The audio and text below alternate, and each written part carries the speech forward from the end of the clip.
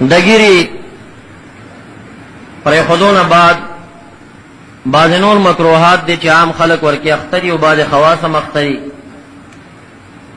خو امیان کې یو کارو کې نو هغه ته ګناه وای.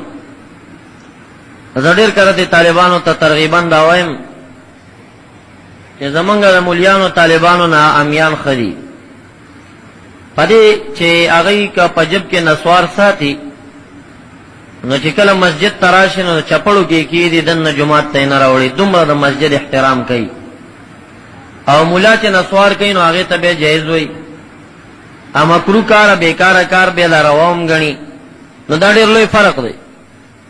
امی که نسوار کوي نو هغه چپړو ځکه کې خو جمعات ته نه راوړي دومره د مسجد احترام کمولا نسواری شو نسواری کول نه به په محراب کې ناس شونډه ډکې نو دا هغه د احترام په درمیان کې دامیانو پزړونو کې د نیکو مواضع قدر زمونږ نه زیات. دا بعضی داسې دی بیا چې هغه ګیره پرېږدي مرضونه ګډ دي شیطان موږ تاسو کې زور کړی دی څه کسانو باندې خو په کنچې باندې بیخي کټ کړي دا خو د مجوسیانو عملو د خپل تاسو نه وایم چې د په بت پرست او مجوسیش نه مجوسی کېده د عقیدې پورې تعلق لري خدا عمل د مجوسیانو د خپل په دا ټیم کې خوشحال سوکړل او خپای سوکړل خوشالي خپل بیبي کړه او خفای محمد رسول الله صلی الله علیه وسلم دا ډېر فرق دی چې سړی سوچ په باندې او زه خدا وایم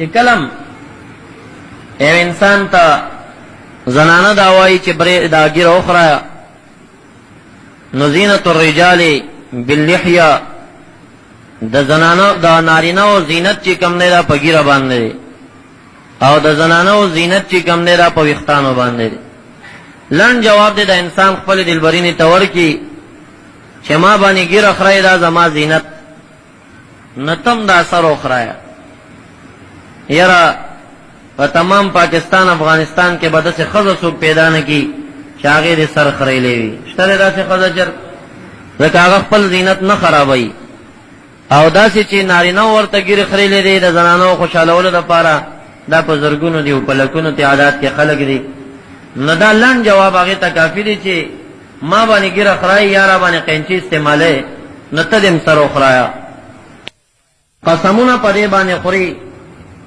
چې زماره والذي زين بني ادم باللحى فرشتو قسم څه دی مون قسم خور والله بالله ورب الكعبه فرشتي چې قسم خوري اکثرا دا چې قسم خوري والذي قسم می دی پاغ ذات زين بني ادم باللحى چې انسانانو زینت او خایست په ګیرو برابر کړل هغه ذات باندې به قسمی چې د انسان ډول او سنگاري په ګیره کې چول ګوره فرشتہ پرې قسم خوري یعنی د انسان پار څخه ښکاریږي او خدای تعالی انسان سره ډیر زینتونه ورکړي دي او فرشتو ته پته ده چې زیات زینت ورته په ګیره برابر کړی دی ناغوی درت په ذات قسم خوري او صفاتو کې دا صفت ذکر کوي الذي زين بني ادم باللحى هغه ذات مې قسم وی چې انسان ته زینت په ګیره باندې ورکړي نو یو فساد دا چې د مجوسیانو عمل خلکو خپل کا خړایل دګیرو بعضی چې بیا غي پرخي او قینچی استعمالي دا عمل د يهوديانو د نصرانيانو دا راغین لوی مضر عمل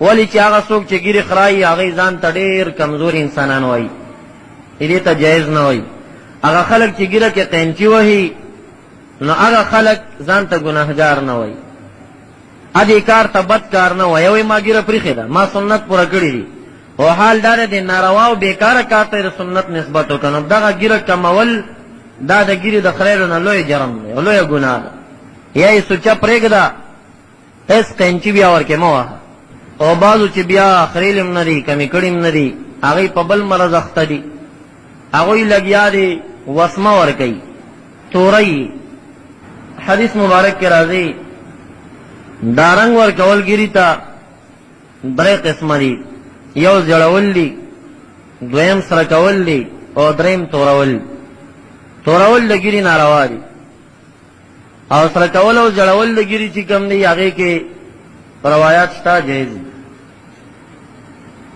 محبوب علی سلام فرمای خیر شبابکم من تشبہ بشیوخکم غوره ځوانان ستاسې هغه دي چې هغوی د بوډاګانو سره مشابهت ځان مشابه جوړ کړي. خو دا مشابهت په څه کې دی؟ دا مشابهت په وقار او سکون کې. اکثرا سپینګری لوبې نه کوي، سپینګری درانه ګرځېږي، سپینګری درنې خبرې کوي. نبی علیہ السلام وایي ځوانانو کې ځوانان بهتر ځوانان هغه دي چې دوی د سپینګیرو په شان عمل کوي، ګپ شپین ډېر نه وي، لوبې ډېرې نه کوي. ځوانان وي خو دا تګ را تګ او دا انداز د سپینګیرو په شان وي. نبی علیہ السلام وایي دا بهتر ځوانان دي. وشر شیوخکم من تشبه بشبابکم، او بدترین سپینګیری ستاسې هغه دي چې هغوی ځان د ځوانانو په شکل جوړ کړي وي.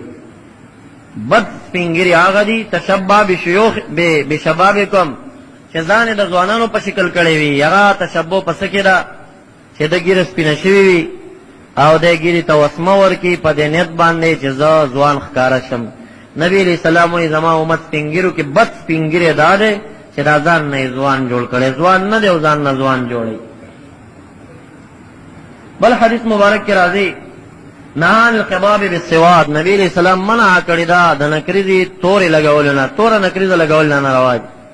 توره نکریزه دا وسمه او چې وسمه ورکې ګډه نه شي نو توروالی د څه شي. او بل حدیث مبارک کې نبی علیہ السلام فرمایي تاسو دا تورولو د ګیرې نه ځان وساتئ ځکه هو خراب اهل النار، دا د جهنمیانو نکریزه ده، دا د جهنمیانو نکریزه د وسمه لګول. نو د وسمې لګولو نه ځان بچ کئ او ځان ته وساتئ ځکه دا د جهنمیانو وسمه ده. او بل حدیث مبارک کې راځي الخداع بالسواد خداب الکفار، توره وسمه لګول چې کم دي دا نکریزه د کافرانو ده. سړی پې کافر کېږي نه، خو دا عمل د کفارو دی. زنا باندې سړی کافر کېږي نه، خو عمل د کفارو دی. داسې نور ډېر کارونه دي. نو امیان که ګیره توری دي ته ګناه وایي، خو مولیانو کې داسې شته چې هغې ګیرې توری او بیا دې ته د جواز فتوا هم ورکوي وي دا جایزه ده. البته بعضې فقهاو ذکر کړي دي چې وخطب بعض العلماء بالسواد لاجل الغزو وذلك لا باس به، که د غزا دپاره چا ګیره توره کړه جهاد دپاره بیا په دې باک نشته. خو زه به دا ووایم چې دا هم په هغه زمانه کې چې د تورې او د غشو جنګ، دې زمانه کې که ګیره سپینه یې هم توپ چلولی شي او که ګیره توره یې هم چلولی شي. او د ګیرې والا خو چاته ښکاري نه چې په خلکو یې روب راشي. دا په هغه زمانه کې و چې اوږه په اوږه جنګ و، که چېرته سپین ګیری وی نو کافر به پې ډېر زړور راغلی وی. نو ګیره تورول مجاهد دپاره فقهاو فتوا ورکړي چې توره دي. دې زمانه کې که علت ته وکتلی شي نو مجاهد دپاره هم د دلیل د جواز نشته چې مجاهد دې ګیره توره کړي، ځکه دا خو هسې پسې پرده جنګ دی، په دې کې نه کافر دی ګوري نه دی کافر ګوري، یو بل قتل پکې نشته چې رعب راشي. او د عمر فاروق رضی الله تعالی عنہ په زمانه کې یو سړی و کان یخدب بالسواد، توره وسمه به استعمالوله. نو د یو نکاح وکړه، یو زنانه په نکاح باندې واخیسته. زنانه ګماندار راغی چې دا ښه ځوان دی، باډۍ نه خو جوړ و، ګیره یې توره کړې وه. لږې ورځې چې تېرې شي فنسل خدابه وظهرت شیبته، د دا هغه وسمه ختمه شوه، هغه سپینوالی د ګیرې پکې راښکاره شه. زنانه په ځان را باندې کړه چې زه خو په بوډا وخته یم. فرفعه اهل المرأة الى عمر رضی الله تعالی عنہ، د زنانه واکداران پلارونو چې وو دې سړي ته یې وي چې دا جنۍ به ته پرېږدې بېرته، دا مونږ تا ته درکړې وه په دې شرط چې ته ځوان یې، ته خو بوډا وختې. دا لانجه جوړه شوه. د جنۍ رونو یا پلار دا مسله عمر فاروق رضی الله عنه ته یوړه چې مونږ دې سړي ته دا لور ورکړې په دې شرط باندې چې دا ځوان و، دا مونږ سره دوکه وکړه، دا خو بوډا دی. نو فرد نکاحه و اوجعه ضربا، عمر فاروق صاحب نکاح ورته ماته کړه او جنۍ ته واپس کړه چې زی را واپس ته بوځئ، د دوکه کړې ده. و اوجعه ضربا، او وی واها داسې یو دردمن که چې چغې ورباړې چې پورته کړي. د خلکو په محضر کې یووالو ته په ګیره خلکو سره دوکې کې ګیره دې سپینه ده او تا توره کړې ده، او په دې نوم باندې خلکو نه چې کم دی ځوانې جنکۍ په نکاح باندې سزا یې ورته ورکړه. او سزا نه بعد ورته وقال غررت القوم بالشباب ولبست عليهم شيبتك، تا خو د قوم څه دوکه کړې ده په ځوانۍ باندې او خلکو د التباس راوړی دا خپله سپینه ږیره دې پټه کړې ده ورنه. بل روایت کې راځي چې اول من خضب بالسوال فرعون لعنه الله، اول هغه څوک چې هغه په ږیره وسمه لګولې وه دا فرعون. د فرعون نه وړاندې د ابراهیم علیه السلام زمانې نه وړاندې ږیره نه سپینېده، ټولې تورې ږیرې وي. اولا چې ږیره سپینه شوه د ابراهیم علیه السلام په ږیره کې اول سپین ولګېده. نه ده وی چې الهه دا څه شی دی، وی چې دا عزت دی عزت. نو ابراهیم علیه السلام دعا وکړه اللهم فزدها، الهه چې دا سپین ویښته عزت دی نو زما دا عزت نورم زیات کا. نو همدا وجه وه چې د هغه ږیره سپینه شوه. د دې نه وړاندې د ږیرې سپینېدل نه و. بیا ږیره خلکو سپینېدل شروع شو. فرعون ږیره سپینه شوه نو اول نکریزه چې ولګوله دا توره نکریزه او وسمه ولګوله نو دا د فرعون نه دا عمل را ایجاد شه. اول دی لعین دا کار شروع. بل روایت کې راځي عبدالله ابن عباس سے راوی دی نبی علیہ السلام فرمائی یکونو فی آخر الزمان قوم یقضبون بالسواد، آخر زمانہ کې به قوم روزی هغوی به نکریزی توری لګی وسمې به استعمالی حواصل الحمامی، دا ګیرې به داسې توري کی لکه هغه ججورې د کوترې ججورې چې هغه توره پټه ورکې راتاوه شوي دا شانته د کوترې ججوري په شکل به یې دا ځای تک تور کړی. نو نبی علیہ السلام وفرمایل لا یریحون رایحة الجنه، دغه خلق به د جنت بوی هم پیدا نه کړي. سخته خبره ده که نبی علیہ السلام وعیدن ویلي که ترهیبن ویلي که عرب بنا باندې ویلي، خو حدیث الفاظ دا دي چې لا یریحون رایحة الجنه، دا خلق به د جنت بوی هم حس نه کړي. د جنت بوی د جنت د دروازې نه سل کاله چې تیز اسمنډه ووهي دومره لرې حس کېږي، خو وایي دغه خلق لا یریحون رایحة الجنه، د جنت بوی به هم حس نه کړي. دا حدیث هم د امت د پاره دی او د عمل د پاره دی، اورېدو د پاره یوازې نه دی چې بس ووره هو دا خو ډېر سخت روایت راغی دا به څه کېږي، بس عمل پې وکړه. التائب من الذنب کمن لا ذنب له، د ګناه نه توبه ایستونکی داسې لکه سره تو ګناه کړي نه وي. نو یو توروالی د ږیرې شو، یو کمول په قینچي باندې دا د یهودو نصاراو عمل، یو خریل د ږیرې دا د مجوسیانو بت پرستو عمل، یو پرېښودلو کې توره وسمه لګول دا یو شدید منهی عنه بیکاره کار دی. د جنت بوی به دغه خلق حس نه کی. او یا دا د اهل نارو خطاب دی یا د کفارو خطاب دی، او نبی علیہ السلام ورنه په قسمه قسم متعدد الفاظو باندې منع فرمایلی. ما ته چاوي کوم مولا دی هغه دې ته جایز وي، ما چې جایز وي تاسو وګورئ ته خو به ږیره نه توره کړې وي، خپله هم توره کړې. ما چې مولا یو کار کوي هغې ته سلار ګوري که خپله چې توره کړې ده اوس به سلارو ته خامخا ګوري. دویم زیړول یا سره کول د ږیرې دي، دا بهترین کار، خو په دې نیت باندې چې دا صحابه کرامو عمل دی دی په دې نیت باندې نکریزه پې کېږدي. ابن ابي قحافه د ابوبکر صدیق صاحب والد، مکه معظمه چې فتح شوه دا د عثمان صاحب کور کې پناه نیولې وه. دی لاړه په منډه هغه د لاس نه ونیو راوسته، وی راشه ایمان راوړه. نبی علیہ السلام د وړاندې کېناو، دی ډېر سپین ږیری و.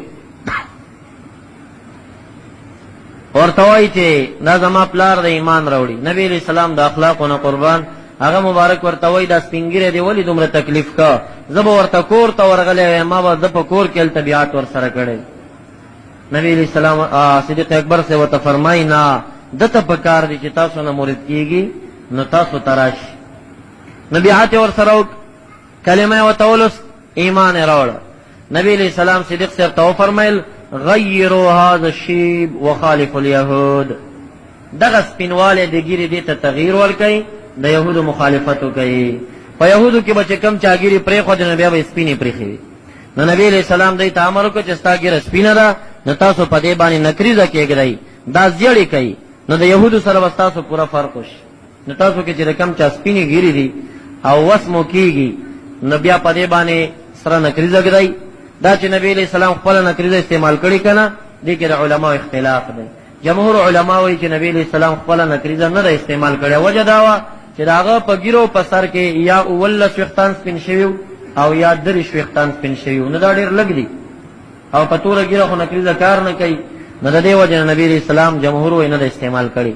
ابن قیم جوزي و د هغه بعضې ملګري هغه دې ته زور ورکوي چې نبي علیه السلام هم ګیره سره کړې وه په نکریزو باندې. دلیل د مسلم روایت پیش کوي، راوي وایي د ماشوم ومه او د خپل ترور سره لاړم، ام سلمې رضی الله عنها په کور کې د نبي علیه السلام یوه زلفه پرته وه، یو ویښته پروت و، او چې کله به څوک بیمار شو تبې به ونیوه د هغې کور ته به ورغی، هغې به په اوبو کې وواهه، اوبه به چې بیمار وسکلې نو بیمار به ښه شه. زه وایي خپلې ترور بوتلم، زم تبې نیولی ومه، ورلم ام سلمې رضی الله تعالی عنها هغه خپل هغه بیګ زنانه چې ورکې سامان ږدي اخذه عیبتها، هغه خپل دسکه ولې راواخېسته کولاوې که یو شیشې بوتل و په هغې کې زلفه وه. دی وایي ما زه ورښکاره شم فاطلعتو فرأیت شعرات حمراء، ما چې سر ورښکاره که نو په دغه بوتل کې چې ما وکتل نو یو څو زلفې سرې وې، حمراء سرې وې. دې نه دلیل پیش کوي چې دا د نبي علیه السلام زلفې وې، دا د سرې وې، نو نبي علیه السلام به خامخا نکریز استعمال کړي. جمهور علما جواب کوي چې دا سوروالی د نبي علیه السلام د ویښتانو د اصالت دلیل. د چا ویښتان چې ډېر ښه ویښتان وي نو د هغې د ګیرې ویښته چې کومې سوربخن راځي هغې ته چې ګوري یو سور چمک لري، دا هغه د ویښتانو خپل کمال و، په دې نکریز استعمال په حدیثو کې نه ده راغلی. او که دا د نکریز استعمال وی نو دومره کلونه وروسته بیا نکریز استعمال خو په اوبو سره ځي، دا به ختم شوی وی، دا خو نه وتلی ده. اوس هم د حاجي محمد امین رحمت الله علیه یو 15 ورځې وړاندې د هغې د میلادالنبي پروګرام و تقریر ته یې ما ته دعوت را کړی، نو زه لاړم په سهار کې د نبی اکرم سید عالم صلی الله علیه وسلم د زلف مبارک دیدار خلق کوي په 400 کې حاجی محمد امین رحمت الله علیه ته روضه مزار کې. نو ما چې وکتل د نبی اکرم صلی الله علیه وسلم هغه زلف مبارکه اوس هم سره ده، سربخنه ده، نو که هغې ته سړی وګوري د نکریزو رنګ خو دومره وخت پورې باقي نه وي، دا هغه د نبي علیه السلام د ویښتانو خپل کمال دی چې هغه یو سربخن رنګ راوړي، دا د ویښتانو زینت اوډول. بهرحال د علماء اختلاف. اول په صحابه کرامو کې صدیق اکبر رضی الله عنه چې هغه ګیره سره کړه او د هغې نه بعد متعددو صحابه کرامو ګیرې سرې کړي دي، او د نبي علیه السلام قولي سنت ورکې شته چې متعددو صحابه کرامو ته یې داسې ویلي غیروا هذا الشیب وخالف الیهود، د یهودو مخالفت وکوئ او دا سپینې ګیرې سرې کوي، دا زیړې کوي. بل کراهت چې هغه ډېر خلک په ګیره کې په ځوانۍ کې کم یو ویښته سپینو لګېږي نو دی هغه وباسي. دا منع دی شریعت کې. نطف بیاضها استنکافا من الشیب، دا بوډاوالی د منع نه چې بد پې لګي بوډاوالی اسپین ویښته ایستل دا اشد کراهت دی. قد نهى علیه الصلاة والسلام عن نطف الشیب وقال هو نور المؤمن، نبی علیہ السلام منع کړی دا چې سپین ویښتان به د ګیرې نه نه وباسئ، دا د مؤمن نور دی، دا رڼا ده. خو د دې داسې مثال دی علما لیکي چې دا یو ویښته سپین شي دا د خدای تعالی د خوا نه یو استازی وي. ګوره نبی علیہ السلام تمام عالم ته استازی راغلی دی، د هغې دنیا د حالاتو نه خبر کړی دی. بیا هر انسان ته په زرګونو استازي نور راځي، په زرګونو استازي، یعنی پیغمبران نه راځي، پیغمبران نبوت پاغه ختم دی.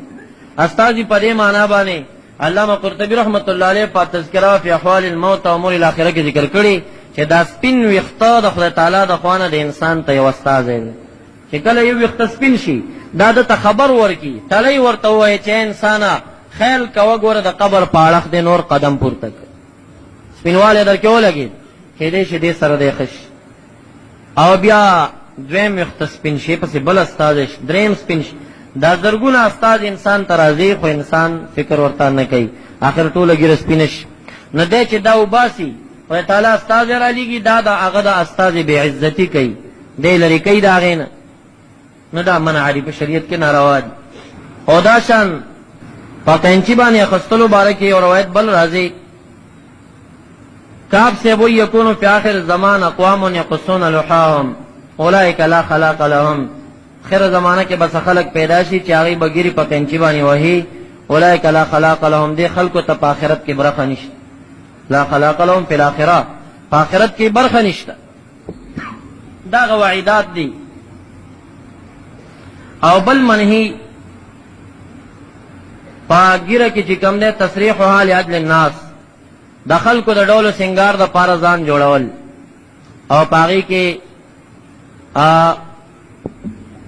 ګومن زوال، نو دا سبب د عجب او د کبر دا په شریعت کې منع دی. او یو دا غینه چې بلکې راحت په ګیره کې دی هغه نظر فی سوادها او فی بیاضها بعین العجب، ګیری ته کتل چې څومره توره ده او یا سپینې ته کتل چې څومره ښایسته سپینه ده او په دې باندې په زړه کې عجب و کبر راوستل دا شریعت کې منع دي، دا ناروا دي. خلاصه دا چې